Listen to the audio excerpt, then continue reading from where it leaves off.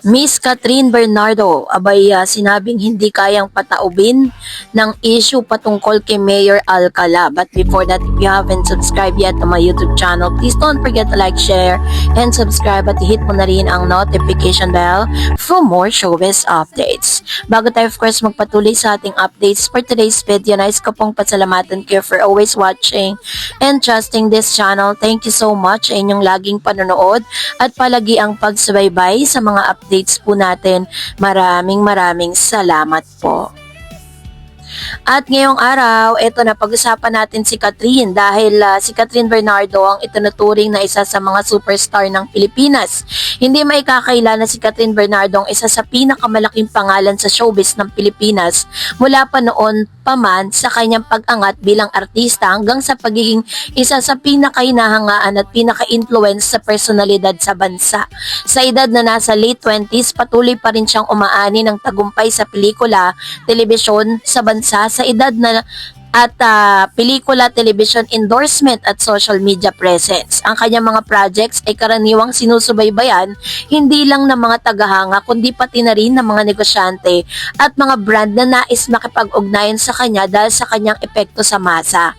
Ang kanyang personal na buhay ay madalas ding pinagtutuunan ng pansin mula sa kanyang dating relasyon kay Daniel Padilla hanggang sa mga bagong insinuasyon at chismis tungkol sa mga nakikitang larawan kasama si Mayor Mark Alcala. Sa report na ito, tatalakayin natin lahat ng ito. Una, ang endorsement renewal niya.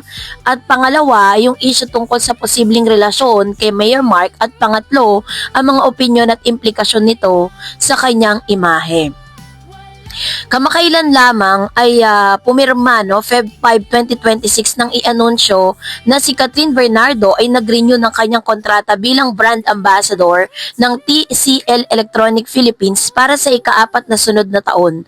Ito ang patunay na malaki ang tiwala ng brand sa kanyang kakayahan na magrepresenta ng kanilang mga produkto at mensahe sa mga mamimili. Ayon sa mga ulat, formal na pinirmahan ng kontrata sa isang seremonya sa Pasay kung saan dumalo ang ilang opisyal ng TCL kabilang Deputy Marketing Director at Brand Manager kasama ng pamunuan ng Catherine Bernardo's team.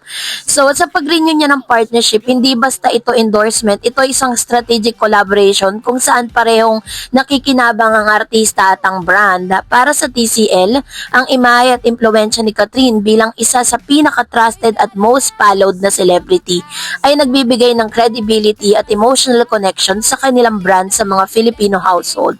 Para naman kay Catherine, ang pagiging ambassador ng isang global tech brand ay nagpapakita rin ng hindi lang siya artista, ngunit isa rin siyang influencer at lifestyle and modern living, no? So, sa kanyang pahayag, sinabi ni Catherine na talagang ginagamit niya ang mga produktong ito sa TCL sa kanyang sariling tahanan, mula sa kanilang air conditioner hanggang sa built-in refrigerator, at ipinapakita nito na hindi lang sila muka ng kampanya kundi tunay na gumagamit ng produkto sa kanyang buhay. So, kasabay din po nito ay napag-uusapan din ang patungkol naman doon po sa issue, no, na talagang hanggang sa ngayon nagkakaroon pa ng marami pang episode at kung ano-ano pa pong mga edits ang ginagawa ng mga netizen para lang talagang patunayan na si Mayor Mark Alcala ay kasama nitong si Miss Catherine. Kasabay ng balita tungkol sa endorsement, maraming usapin ang umuusbong online tungkol sa personal na buhay ni Catherine. Sa isang social media platform at sa tabloid news outlet na Abante, sinabi na tila hindi kayang pataubin ng mga issue ng posibleng relasyon niya kay Mayor Mark Alcala, ang momentum ng kanyang career at mga endorsement. Sa isang viral post sa X, nadawit ang pangalan ni Catherine kasama ang mayor matapos silang mapansin ng netizen na magkasama sa isang mall at may mga larawan at video na ibinahagi na di umano'y nagpapakita ng dalawa na magkasama na agad na nag-triggers ng malawakang reaksyon. So, hindi naglaon, umusbong ang nakakaibang reaksyon. May mga netizen na agad nagkomento na tila masaya at mas malapit ang dalawa na tila nagpapahiwatig ng posibleng pagkakarelasyon. May iba naman na nagtatanggol kay Catherine at sinasabing hindi dapat pag-usapan ng personal niyang buhay at dapat siyang suportahan bilang artista at tao, lalo na kung ang may bahay lang ay hindi pa opisyal na inaanunsyo ang relasyon.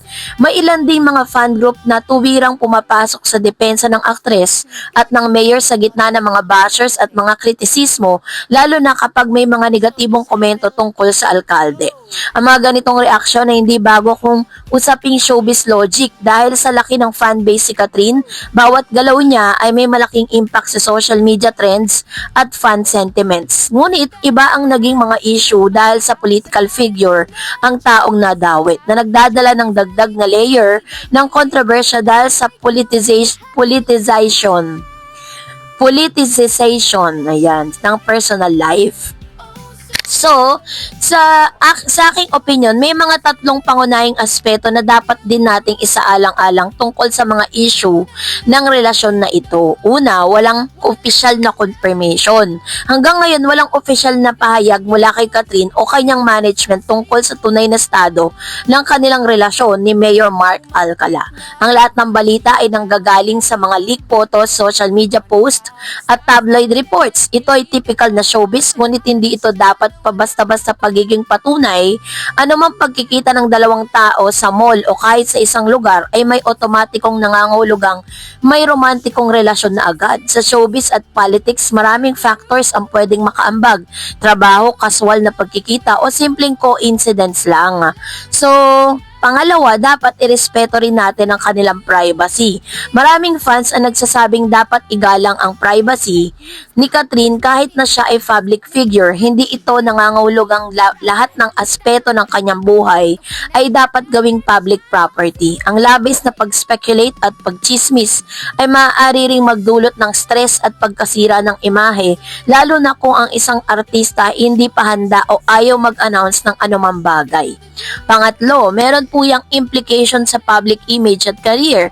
Nagiging hamon sa isang artista lalo na sa social media era kung paano papamahalaan ang personal brand sa gitna ng rumor at issue.